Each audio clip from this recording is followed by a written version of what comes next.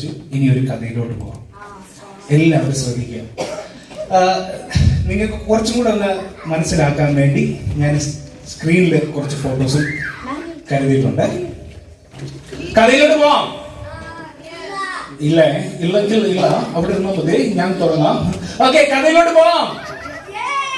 Okay, R you ready എന്ന് ചോദിക്കുമ്പോ പണ്ടൊരു പഠിപ്പിച്ചായിരുന്നു. പണ്ടൊരെണ്ണം എന്തായിരുന്നു? Oh yes. ഓക്കെ, അപ്പൊ ആർ യു റെഡി എന്ന് ചോദിക്കുമ്പോ 7 വയസ്സുള്ള സുന്ദര, 5 വയസ്സുള്ള എല്ലാവരും ആർ യു റെഡി എന്ന് ചോദിക്കുമ്പോ ഓ എത്ര. ഓക്കെ, ഞാൻ ഇനി മൈക്ക് ഉപയോഗിക്കത്തില്ല, നിങ്ങൾ മാത്രം പറയുന്നു. Are you ready? ഉറക്കെ ആർ യു റെഡി?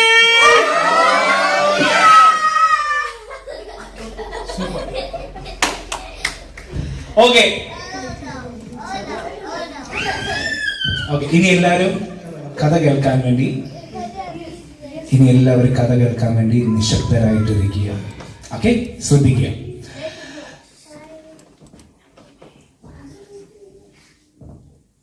വല്ല മനസ്സിലായോ? ഇല്ല. അപ്പൊ നിങ്ങൾ ശ്രദ്ധിച്ചിരുന്നാലേ മനസ്സിലാകത്തുള്ളൂ. ഓക്കെ, അപ്പൊ നിങ്ങൾ ശ്രദ്ധിക്കുക. നമ്മൾ ഈ കഥ തുടങ്ങുന്നത് വേറെ എങ്ങും അല്ല, അയർലൻഡിൽ അല്ല, ഇത് മാലി എന്ന് പറയുന്ന സ്ഥലത്താണ്. മാലി അറിയോ? മാലി എന്ന് പറയുന്ന സ്ഥലത്തും അല്ല, മാലി എന്ന് പറയുന്ന ഒരു ദ്വീപല്ലേ? നിങ്ങൾക്ക് മനസ്സിലാക്കാൻ വേണ്ടി ഒരു ദ്വീപാണ് മാലി എന്ന് പറയുന്ന ഒരു ദ്വീപാണ്. ആ ദ്വീപിന് അടുത്ത് വേറെ കൊച്ചു ദ്വീപുകളുണ്ട്, ഐലൻഡുകളുണ്ട്. ഓക്കെ, ഇടയ്ക്ക് ഞാൻ ചോദ്യം ചോദിക്കുമ്പോൾ മാരിയൻ ഉത്തരം പറയുന്നതായിരിക്കും. ഇല്ലേ?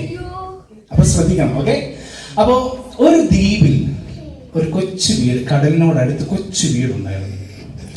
ആ കൊച്ചു വീട്ടിൽ ഒരു അച്ഛനും അമ്മയും ഒരു മകനും ഉണ്ടായിരുന്നു. മകന്റെ പേര് ജോൺ എന്നായിരുന്നു. എന്താണ്? ജോൺ. ഇങ്ങോട്ട് നോക്കിക്കേ, ഇതാണ് ജോൺ. ഈ ജോണ് കടൽ തീരത്താണ് താമസിക്കുന്നത്. എവിടെ? ജോൺ. ഓക്കെ, കഥയിൽ ചോദ്യമില്ല, എല്ലാവരും അവിടെ ഇരുന്ന് കഥ കേൾക്കുക. ജോണിനെ കണ്ടോ? ജോൺ. ഓക്കെ, ഈ ജോണ് കടൽ തീരത്താണ് താമസിക്കുന്നത്. ഈ ബാക്കിൽ കാണുന്നത് ജോണിന്റെ വീടും. ജോൺ നിങ്ങളെ പോലെ, അബിക്കുട്ടനെ പോലെ, ഗൂഗുസിനെ പോലെ നല്ല അനുസരണയുള്ള കുട്ടി. ഓക്കെ, അപ്പൊ ഈ ജോൺ എപ്പോഴും സ്കൂളുകളിൽ പോയിട്ട് തിരിച്ചു വരുന്ന സമയത്ത് കടലിന്റെ അടുത്തോടെ പോയി ഇതുപോലെ കക്കകൾ പറക്കും. കക്ക കണ്ടിട്ടുണ്ടോ? ഷെല്ലുകൾ. ഓക്കെ, ഷെല്ലുകൾ പറക്കും. ഈ ഷെല്ലുകൾ പറക്കുന്ന സമയത്ത് ഇതെല്ലാം അവൻ വീടുകളിൽ പോയിട്ട് ശേഖരിച്ചു.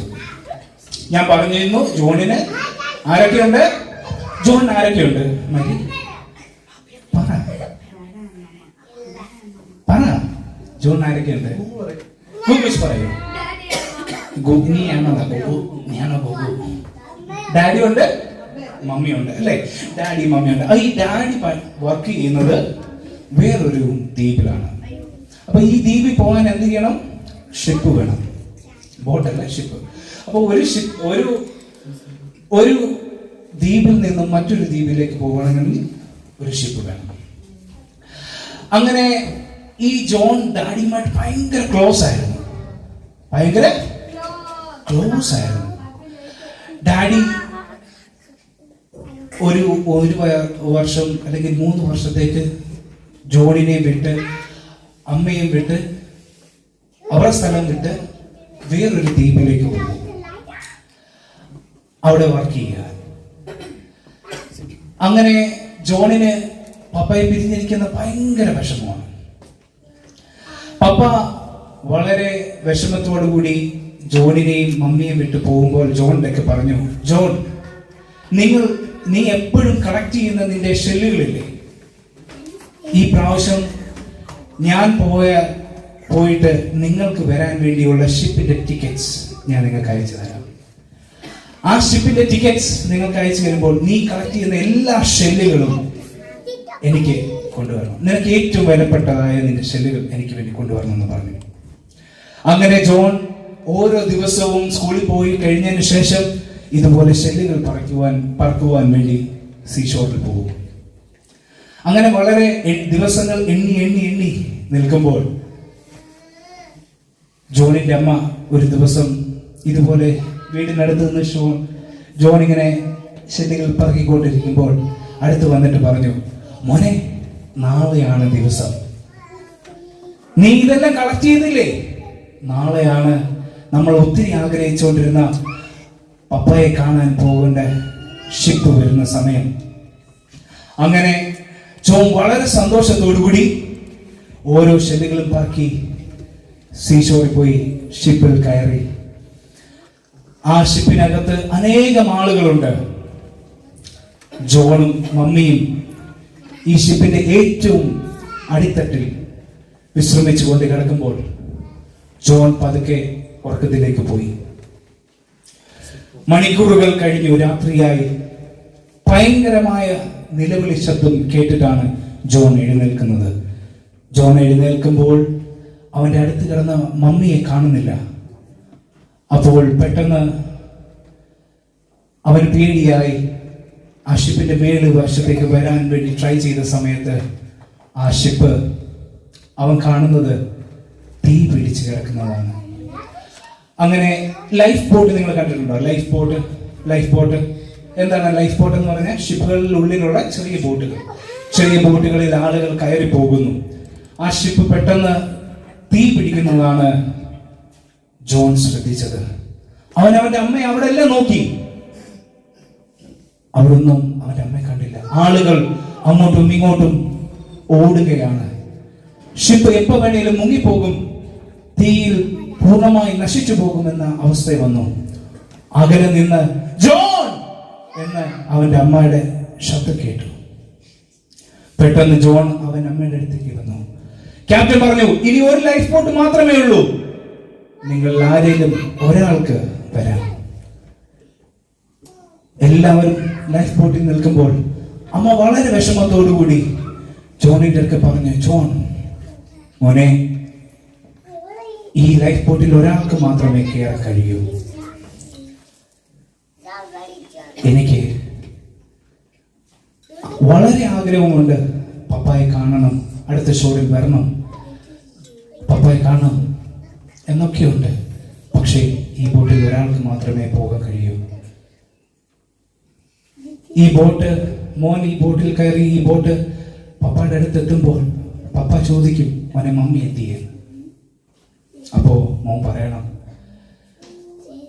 മോനെ സേവ് ചെയ്യാൻ വേണ്ടി മമ്മി ആ ബോട്ടിൽ തന്നെ നിന്നു എന്നുള്ളത്. വളരെ വിഷമത്തോടുകൂടി ജോൺ അവൻ ഒത്തിരി കളക്ട് ചെയ്തുകൊണ്ട് വെച്ച അവന്റെ ഷെല്ലുകൾ ചേർത്ത് പിടിച്ച് ആ ലൈഫ് ബോട്ടിലേക്ക് കയറി. അവൻ അങ്ങനെ ലൈഫ് ബോട്ടിലേക്ക് കയറി നോക്കുമ്പോൾ ആ ഷിപ്പ് പതുക്കെ തീ പിടിച്ചു തുടങ്ങി. ലൈഫ് ബോട്ട് വളരെ വേഗത്തിൽ കരയിലേക്ക് അടുത്ത് വന്നപ്പോൾ പപ്പ ഓടി വന്നു, മോനെ ജോൺ, വാട്ട് ഹാപ്പൻ? എന്ത് പറ്റി? എന്തി മമ്മി എന്തിയേ?